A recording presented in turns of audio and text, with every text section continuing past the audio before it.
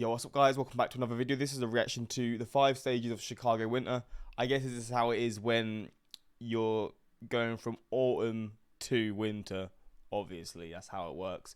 But I'm assuming you go from weather that's tolerable, relatively like mild, maybe even warm, because from the summer months I know Chicago gets very hot.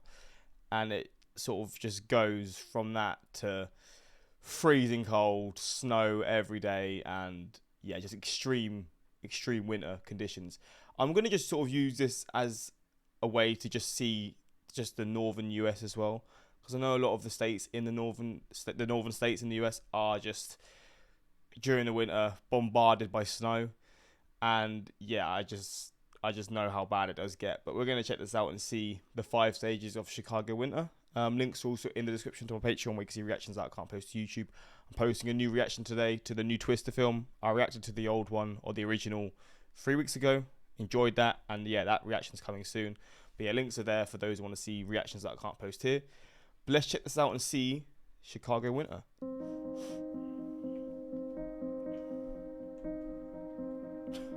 It's that time of year again when the autumn leaves disappear under a carpet of cold white sh**. In fact, cold white sh** comes to dominate the city and can be found on park benches, treetops and roads, where it subsequently turns into cold brown sh**. Experience has taught me that there isn't just one but several stages to coping with the Windy City's coldest season. At least 3 of them involve whiskey. For the perpetually curious, the job has fallen to me to guide you through each stage, so if you're not subscribed to this channel, do that now. For me, it all started in February 2007 when I truly learned the value of staring off into the middle distance. I was visiting my then American fiancée, who is now my wife, but still American. One night, I found myself whispering sweet nothings into her ear, such as, "Hi." Or, "So, personal question. In your infinite wisdom, how far is the Sears Tower from this, the bountiful kingdom of Indiana?" About 200 miles. Also, how is that a personal question? To me, it was deeply personal. To me, it is completely and utterly... He definitely recorded this video when he done the autumn one as well. I don't a understand. little bit personal. For as long as I could remember, I'd harbored a fascination with the Sears Tower bordering on sizable. In the early 1990s, my dad had taught me it was the tallest building in the world. Now that I lived one state away, I had to see it for myself. I could barely contain my excitement until somebody switched on the weather. The Chicagoland area will see wind gusts of up to 22 miles per hour with wind chill right around -2 degrees Fahrenheit or -19 Celsius if you're watching this report from the UK for some absolutely bizarre reason. Finally, expect to see up to 2 feet of cold white in the early afternoon. Despite my initial concerns, we arrived at my wife's consensus and went to Chicago that very day. I saw the Sears Tower, marveled at its general height, and lost the will to live after about 30 minutes. Being absolutely broke, we opted not to go inside, which is a pity because I'd forgotten to bring my gloves. And earmuffs. And a proper winter jacket. Being a stubborn 25-year-old, I quickly reasoned that it wasn't my fault, that blame lay squarely at the feet of the unrelenting tundra that is Chicago. I vowed that very day to never catch myself living in the Windy City, a promise I kept for almost 10 years. But now that I'm living in Chicago, I've learned 2 very important things. 1, it pays to wear the right clothes, and 2, living in Chicago and visiting are 2 very different things. Here we go. Researchers believe that human beings remain the only species in the observable universe to periodically alter their clocks. And I know what you're thinking. Ooh, Lawrence, the clocks went back in autumn, not winter, so this doesn't gel with the rest of the video. I'm quite aware of that, thank you, but the effect that it has on daylight is felt most keenly in the winter, so shut it. And of course, such clock tinkering is not exclusive to Illinois. The end of daylight saving time affects all states that don't rhyme with Hawaii or Arizona. However, it doesn't affect all places equally. On December 21st, the shortest day of the year, Chicago goes dark at 4:23 p.m. In Indianapolis, where I used to live, 5:23 p.m. And this isn't just down to the time difference between the two cities or the fact that one is more southerly than the other. It's also impacted by where they sit along those time zones. Indianapolis is at the extreme west of the Eastern time zone and therefore gets darker almost an hour later than cities on the East Coast. Chicago, meanwhile, is at the extreme east of the Central Time Zone, meaning that it gets darker almost an hour earlier than Central Nebraska. Between the two cities, Chicagoans might argue that they got the raw end of the deal. Yeah, they definitely did. Getting dark early is not fun. Like, I remember when I used to go to school and I'd finish school at 3:30, 4, and it's already dark. It's just depressing as hell. And from experience, few things feel as daunting as leaving work and catching the L train 30 minutes into nighttime, especially when Chainsaw Jim is on board and refusing to give up 2 of his 3 seats. On the flip side, the winter solstice does see Chicago get lighter earlier in the morning than Indianapolis, which is good news for parents and my kitty cat. Because only an animal would dare to upstage me. Tragically, as a YouTube sensation, it's unlikely I will ever again be awake in time to enjoy this benefit, so post your condolences below. Stage 2. Christmas. Thankfully, though, winters in Chicago don't entirely amount to one poorly lit hellscape, unless you're doing the midnight breaststroke in Lake Michigan, naked. In the run-up to Christmas, the city breathes under the buzzing lights of Chris Kindle Market, Lincoln Park's... I can only imagine how incredible these northern US cities and the states, the cities within these states do look during Christmas, because just with snow, it adds more to Christmas, right? I used to think, how could there be any place in the world, this is when I was a kid, any place in the world where it's warm during Christmas. Now, obviously, I understand that's just how the world is. You can't really control it, and obviously, yeah, that's just how it is. That's how people are used to it. But for me, I'm used to Christmas being cold. I'm not really used to it with snow, but I'm used to wanting to have snow during Christmas. And these northern cities in the US get that. So it must add so much more. I just assume the celebrations along with the snow it makes the celebrations 10 times more exciting. But yeah, the snow adds a lot to it for sure. Zoo and the Party City on West Fullerton. The sound of Christmas music emanating from the shops is enough to make this Englishman forget all about the bad stuff. Okay, that's not quite true. We've all heard Wonderful Christmas Time, right? The point is, the festive period has the capacity to touch the heart of not just me, but every Chicagoan, even the ones who sound angry but aren't. At Christmas, even the cold white feels pleasant against my face, and Mum, I hope you watch this video from the beginning. While ice skating usually has the undesirable effect of annihilating my ankles, I can still enjoy the happiness that it brings other people, and I'm definitely not here to watch any of them fall. And yes, Chris Kindle Market, a German Christmas tradition in which people from all walks of life get to find out what it's like to be in an episode of Rick Steves' Europe. The mulled wine, the bratwurst, the festive vocabulary, but in German. This is Christmas in Chicago.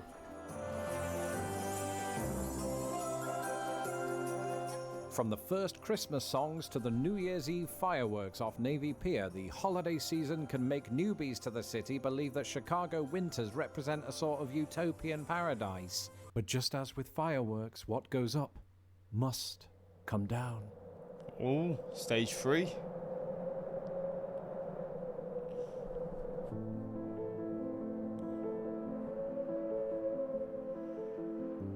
The American author Eric Larson once wrote, "I must confess a shameful secret. I love Chicago best in the cold." And while that's easy to say when you have the world's most Scandinavian name, it ceases to be true in my case the minute I hang up my calendar. You have to remember, I grew up in the English town of Grimsby, where the average January temperature is around 38 degrees Fahrenheit. And as a child, I thought that was cold.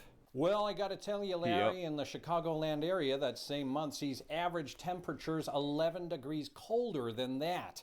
For my inexplicably high number of British viewers, Chicago's January average is close to -3 degrees. Last winter, there was about a week or so where it got freezing, it was -1, -2 for maybe a bit less than a week.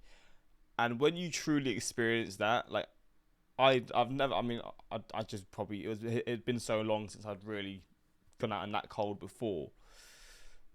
but it was insane. Like, you literally feel pain like on your nose, and just obviously red. Me and my red nose during the winter, it's like chalk and cheese. It just happens every time.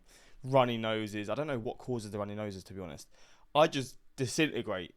But the actual pain that you feel, it's like being stabbed, being pricked by something small and sharp. And this is just the average in Chicago. So it obviously gets freezing cold at certain points. I mean, it's freezing anyway, but like really, really freezing cold. And I just can't comprehend how cold that would really be, because I've never experienced anything close to it. But flipping hell, man. I got to respect you for putting up with this, because me dealing with like 5 days of -1, -2 is more than enough to understand just how cold it gets. Celsius, making it the city's coldest month. Thanks, Cody. January is to December what the fourth National Lampoon's film is to its predecessor, all downhill after Christmas. Where once the city was vibrant, by January it descends into a desolate hellscape, moonlighting as the third largest city in America. Shops are not closed but feel like they are. And the leaves, a thing of warm, fiery beauty in my October special, now implanted into the sidewalk like the Fallout Boy tattoo that my wife's cousin Chad claims to have on his arse. But just as that dramatic image remains mercifully hidden underneath the unlikely hero that is his camo pants, the sidewalks too become buried under 8 inches of cold white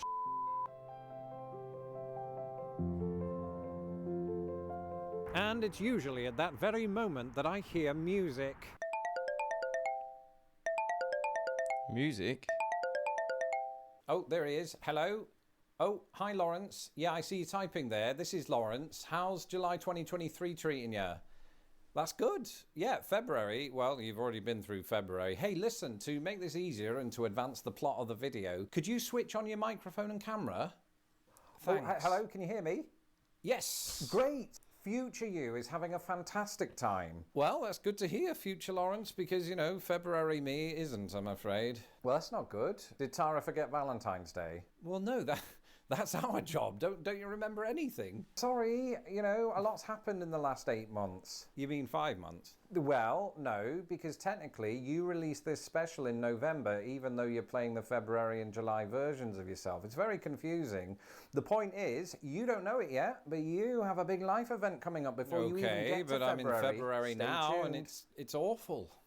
Okay, are you going to refresh my memory? I mean, it's Chicago, February, you know, when our seasonal affective disorder kicks in. Oh, that. Yeah, I mean, we always talk about it, you know, how we mentally assign colours to every month of the year. So, like, November is black with hints of yellow to signify earlier evenings and bonfires. And July is an intense orange to signify sizzling food and warm beaches. Yeah, all right. But ever since we moved to Chicago, do you remember which colour we assigned to February? Blue. Yeah.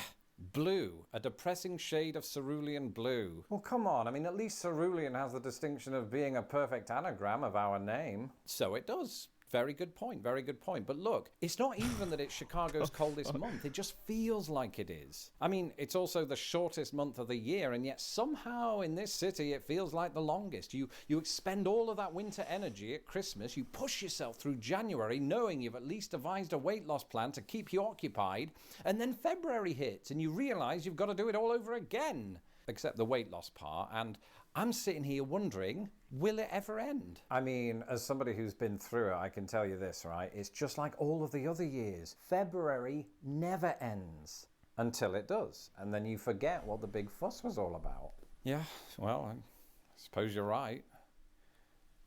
So what was this big life event then? Oh, don't worry about all of that. All will be revealed in an upcoming special.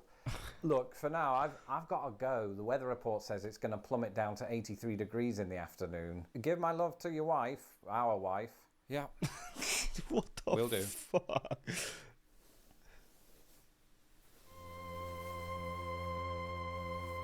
Is February Blues a saying? I'm trying to just see. I think it might be. I know Monday Blues is a saying. I don't actually know February. Where am I? February. There you go. February. That's not a thing, is it? February Blues. I guess it is then. Oh, so actually, I've definitely heard of the blues for certain days, but I guess I just maybe in the UK it's not necessarily as much of a thing because it's not as cold as it gets in a city like Chicago. Stage 5. It gets warmer. I used to say that I could only stomach life in Chicago 6 months out of the year, but I think I was wrong about that. I think it's closer to 10. Around March the 1st, I don't know, something happens to my brain, and the psychological barriers that winter had put up begin gradually to fade. Instead of cerulean, I now see mostly brown with faint hints of green, as if I were looking at a Restoration Hardware or an English football pitch from the 80s. Average March temperatures in Chicago, Cody Dewpoint, are... Let me see here. About 8 degrees warmer than in February.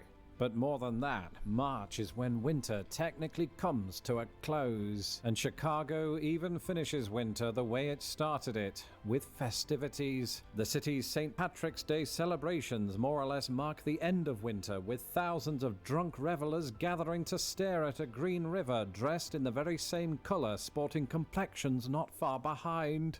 I might be exaggerating a bit. Come to think of it, that might be where those hints of green come from. It's certainly not from the leaves, which, much like me, don't show themselves until the middle of April. It's fair to say that America is a vast country. No two cities experience the pain of winter in quite the same way, except for Minneapolis and St. Paul, but only because they're twins. While the US is home to several regions with colder winters than Chicago, no single city in England can say the same, not even Narnia.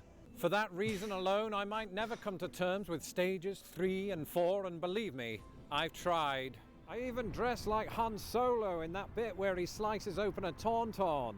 And yet, I find his carbon freeze arc way more relatable.